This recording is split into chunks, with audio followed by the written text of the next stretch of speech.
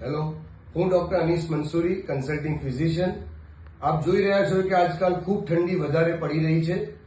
વધારે પડતી ઠંડીના કારણે આપણા શરીરમાં લોહી જે ફરવાની ગતિ છે ધીમી થાય છે, જેના કારણે હૃદયરોગ અને મગજના લકવાના કેસીસમાં વધારો જોવા મળે છે. આપને હૃદયને લાગતા કંઈ તકલીફ હોય, જેવી કે છાતીમાં દુખાવો થવો, છાતી પર ભાર લાગવું, શ્વાસ ચડવો, કારણ વગર પરસેવો થવો અથવા ગભરામણ થવી, અથવા તો મગજને લગતી તકલીફો કે જેવી કે માથાનો દુખાવો, ચક્કર આવવા, અચાનક હાથ પગમાં ઝંઝનાટી થઈ, તો અવશ્ય આપના ફિઝિશિયન જોડે આપ વિઝિટ કરાવો.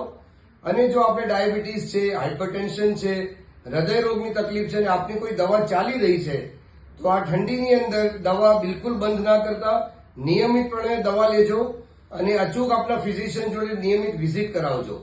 અને આ કેસમાં આપને કંઈ મૂંઝવણ કે પ્રશ્ન હોય તો વિડીયોના એન્ડમાં આપેલ નંબર પર અમારો સંપર્ક કરજો. Thank you.